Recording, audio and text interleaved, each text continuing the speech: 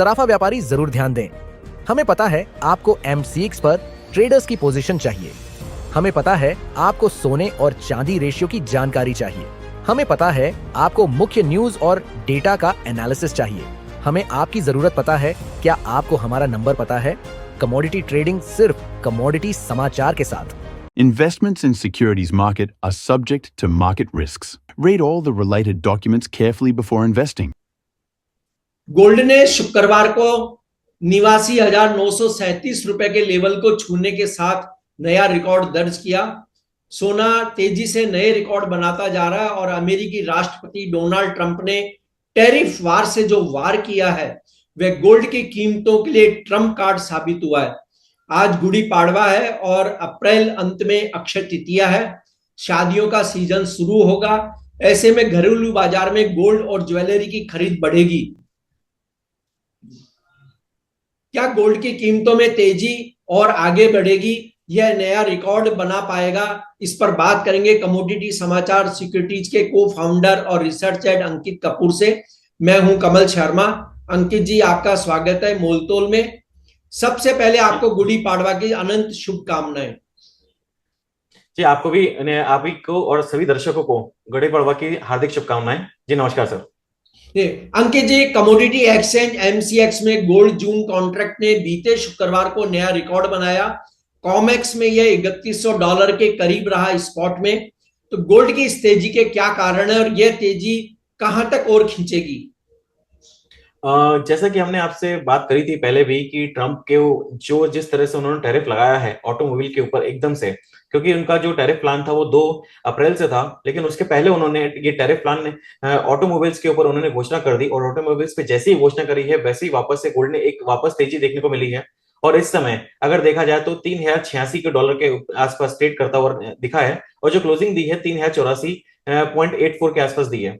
देखिए, ट्रेंड अगर देखा जाए तो ओवरऑल पॉजिटिव बना हुआ है। जिस तरह से ग्लोबल मार्केट में फेड के इंटरेस्ट रेट कम ना करने की वजह जो रही है वो सबसे ज्यादा यही रही कि ट्रंप के टैरिफ वॉर रहे हैं, इसकी वजह से इंटरेस्ट रेट कम नहीं हो रहा है। इंटरेस्ट रेट कम नहीं हो रहा है तो कहीं ना कहीं मंदी का माहौल बनता हुआ दिख रहा है। एक मंदी का डर बन गया है, जिस डर के कारण गोल्ड और सिल्वर प्राइसेस के अंदर हमको तेजी देखने को मिल रही है। वहीं अगर देखा जाए तो जैसे इसके अंदर गोल्ड सिल्वर प्राइसेस में तेजी बनी है, वहीं बेस मेटल प्राइसेस के अंदर भी हमको कहीं ना कहीं मंदी देखने को मिली, जिसका कारण यही है कि जो ऑटो सेक्टर के ऊपर इन्होंने टैरिफ लगाया हुआ है। जी, अमेरिकी राष्ट्रपति 2 अप्रैल को टैरिफ पर समूची दुनिया के साथ फैसला करेंगे। हालांकि उनका मूड आक्रामक ही नजर आ रहा है। क्या टैरिफ वार गोल्ड के लिए ट्रम्प कार्ड साबित हुआ है? कैसी हलचल हो सकती है अगले वीक? जब डोनाल्ड ट्रंप ने शपथ ली थी उसके बाद से ही गोल्ड ने वापस नई तेजी बनाई है और अगर ओवरऑल देखा जाए तो इसके अंदर तेजी कंटिन्यू बनी हुई है। टैरिफ वॉर के चक्कर में कहीं ना कहीं मार्केट के अंदर जो सेंटिमेंट्स बने हुए हैं वो तेजी के बने हुए हैं, क्योंकि कहीं ना कहीं जिस तरह का प्रेशर बना हुआ है ग्लोबल मार्केट के ऊपर, एक टेंशन क्रिएट हुई है। तो देखिए, जब भी तनाव का माहौल होता है मार्केट के अंदर, हमेशा गोल्ड सबसे ज्यादा उसके अंदर पॉजिटिव मूवमेंट करता है, क्योंकि उसको हेज अगेंस्ट करेंसी माना गया है। हेज अगेंस्ट करेंसी मानने के चक्कर में ही इसके अंदर देखा जाए तो तेजी देखने को मिल रही है। और मुझे लगता है कि ये सुपर साइकिल में कहीं कन्वर्ट ना हो जाए, जिस तरह से डोनाल्ड ट्रंप बार बार बात कर रहे हैं टैरिफ की। तो 2 तारीख को वो किस तरह से चीजें लेते हैं उसके ऊपर देखना जरूरी होगा। एक चीज और है कि डोनाल्ड ट्रंप ने एक चीज बोली है कि चीन के ऊपर थोड़ी सी नरमी दिखाई जा सकती है। तो चीन के ऊपर वो कितने मेहरबान होंगे, क्यों मेहरबान इतना हो रहे हैं चीन के ऊपर, वो हमको समझना पड़ेगा आने वाले समय में। लेकिन वो कहीं ना कहीं चाइना को थोड़ा सा सपोर्ट करते हुए दिख रहे हैं। लेकिन अगर वो टैरिफ बॉम्ब अगर वो फोड़ते हैं आगे चल के और ज्यादा, तो उन्होंने अभी लेटेस्ट की बात है, उन्होंने अभी नरेंद्र मोदी की इंडिया की तरफ से उन्होंने काफी तारीफ करी हुई है कि एक काफी टफ नेगोशिएटर हैं, वो काफी अच्छे से डील करते हैं। तो तारीफ उन्होंने करी है, चाइना के भी कहीं ना सपोर्ट कर रहे हैं। तो 2 तारीख कैसी रहेगी उसको देखना जरूरी रहेगा और मुझे लगता है कि उसके बाद ज्यादा क्लैरिटी देखने को मिलेगी कि इस तरह से उनके स्टेटमेंट्स आते हैं, वो देखना थोड़ा सा ज्यादा बेटर रहेगा। जी अंकित जी, सेंट्रल बैंकों के साथ ETF की जिस तरह आक्रामक खरीद दिख रही है, क्या यह गोल्ड को और महंगा बनाएगी? जी, सेंट्रल बैंक्स लगातार गोल्ड के अंदर खरीदी कर रहे हैं। अगर मैं ETF की बात करूं तो ETF में अभी 931 टन की बाइंग हो चुकी है, बाइंग चल रही है। वहीं अगर सिल्वर के अंदर देखें तो करीब करीब 14,000 टन की बाइंग करी हुई है। तो पिछले अगर 1 महीने का आंकड़ा देखा जाए तो 890 पुराना आंकड़ा था, तो करीब करीब 40 टन की बाइंग करी है ETF के अंदर, और सिल्वर के अंदर करीब करीब 400 टन की बाइंग हुई है। तो जिस तरह के आंकड़े आ रहे हैं उसमें मुझे लग रहा है कि आने वाले टाइम में, क्योंकि सेंट्रल बैंक्स हैं वो बाइंग परचेस कर रही हैं और अग्रेसिवली कर रही हैं, तो अग्रेसिवली करने का कहीं ना कहीं उनको भी अंदाजा है कि आने वाले समय में स्थिति और ज्यादा तकलीफदायक हो सकती है। उसी को बचने के लिए, अपनी बैंक्स को बचाने के लिए, अपनी कंट्रीज सेव करने के लिए एक सेफ हेवन एसेट जो गोल्ड है उसके अंदर वो निवेश जारी रखे हुए हैं। आईसीआईसीआई बैंक ने ताजा रिपोर्ट में दिसंबर 2025 तक सोने की कीमतें $3200 से $3400 प्रति औंस पहुंचने की भविष्यवाणी की है। इंटरनेशनल ब्रोकर्स भी $3300 तक का टारगेट दे रहे हैं। क्या यह टारगेट संभव होगा अंकित जी? जी बिल्कुल, अगर हम बात करें पुराना, हमने जब बात करी थी एक बार, तो उसमें था कि $3000 क्रॉस कर सकता है 2025 एंड तक, लेकिन देखा जाए तो फर्स्ट क्वार्टर में ही हमने $3000 को क्रॉस करते हुए करीब करीब $3100 के आसपास आ गए हैं। अभी एक दिन बचा हुआ है क्वार्टर खरीदने खत्म होने में, तो मंडे के सेशन में शाम तक हो सकता है कि $3100 को भी क्रॉस कर जाए। तो जिस तरह की कंटिन्यूएशन बनी हुई है, जिस तरह के टेंशन बने हुए हैं, तो आने वाले समय में ये तो कंफर्म है कि अभी एकदम से मंदी की रौनक नहीं आएगी, मंदी की तरफ एकदम से मार्केट अभी नहीं जाएगा।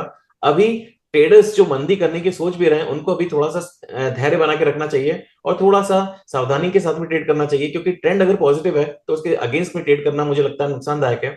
और बात करिए आपने कि कहीं भी $3200-3300, तो जैसे हमने पहले बात करी है कि 1980 में जो गोल्ड का जो एवरेज प्राइस है या फिर इन्फ्लेशन एडजस्टेड प्राइस है, तो जो 1980 में हाई लगा था, और वही अगर बात करें 2025 के अंदर, तो जो एडजस्टेड इन्फ्लेशन के साथ में अगर मैं प्राइस देखता हूं तो कहीं ना कहीं $3400 के आसपास आती है।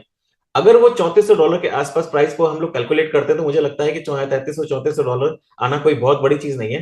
तो मुझे लगता है कि 2025 के एंड तक $3400-3300 आसानी से छू सकता है। जी, शॉर्ट टर्म और लॉन्ग टर्म ट्रेडर्स को आप गोल्ड के लिए कौन से लेवल अप सुझाएंगे?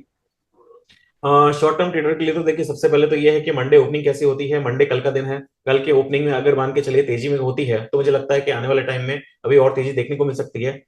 लास्ट अगर मैं देख रहा हूँ चार्ट को, तो चार बैक टू बैक 4 हफ्ते हो गए, 4 हफ्ते में लगातार इसने तेजी बनाई है और जो इसका पॉजिटिव ट्रेंड बना हुआ है आगे भी कंटिन्यू रहना चाहिए।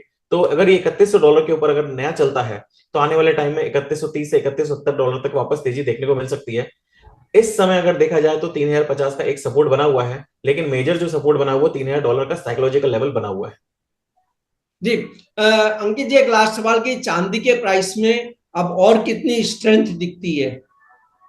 देखिए चांदी कैसी है, जो मेरी फेवरेट कमोडिटी रही है, और आज भी मैं अगर बोलूं तो चांदी ही एक ऐसी चीज है जो काफी मतलब इतनी ज्यादा उसके अंदर स्ट्रेंथ देखने को नहीं मिली है जितने हम लोग मार्केट में एक्सपेक्ट कर रहे हैं। 1 लाख जरूर पार कर गई है और 1 लाख के ऊपर क्लोजिंग भी देखने को मिली है। जो हमने लास्ट टाइम आपसे बात करी थी उसके अंदर 1,02,000 का हमने टारगेट और रेजिस्टेंस दिया था, उसी को छूने के बाद वापस एक स्लिप हुआ है। चांदी एक थोड़ा सा स्लिप होने का रीजन एक यही है कि इंटरनेशनल में कहीं ना कहीं अगर जिस तरह से टैरिफ वॉर चल रहा है तो सिल्वर भी इंडस्ट्रियल यूज है। अगर बेस मेटल प्राइसेस में कहीं ना कहीं अगर दबाव देखने को मिला है तो चांदी में भी थोड़ा सा दबाव देखने को मिल जाता है। लेकिन अगर चाइना की तरफ से कोई भी रिवाइवल आता है, मैंने हमेशा बोला है कि चाइना से हम लोग काफी एक्सपेक्टेशन है कि सेकंड क्वार्टर जैसे ही 2025 का सेकंड क्वार्टर चालू होगा और फाइनेंशियल ईयर फर्स्ट चालू होगा चाइना की तरफ से, तो हमें कुछ ना कुछ बेनिफिट्स देखने को मिलेंगे। और हो सकता है कि एक स्टिमुलस पैकेज अगर दिया तो हमें गोल्ड सिल्वर प्राइसेस के साथ सिल्वर प्राइसेस के साथ साथ बेस मेटल प्राइसेस में भी काफी अच्छे मूवमेंट देखने को मिलेंगे। तो ट्रेंड ये है कि इस समय $35 का एक रेजिस्टेंस बना हुआ है, काफी मेजर रेजिस्टेंस है, लेकिन मेरी यही सलाह रहेगी कि बाय ऑन डिप्स की सलाह रहेगी। निवेशक चांदी के अंदर निवेश करके चलें, और अगर शॉर्ट टर्म अगर ट्रेडिंग है तो 3350 3320 के आसपास अगर मिलता है चांदी गिरावट पे खरीदारी की सलाह रहेगी। आपका कोई डिस्क्लेमर अंकित जी? मार्केट में जो भी मैंने आपको बताया वो सारे के सारा अनबाइस्ड पोजीशन है, हमारी कोई भी पोजीशन नहीं है। हम लोग कॉल्स वगैरह प्रोवाइड करते हैं, उसके चलते क्लाइंट्स की पोजीशन हो सकती है। आपका धन्यवाद, शुक्रिया अंकित जी। Investments in securities market are subject to market risks. Read all the related documents carefully before investing.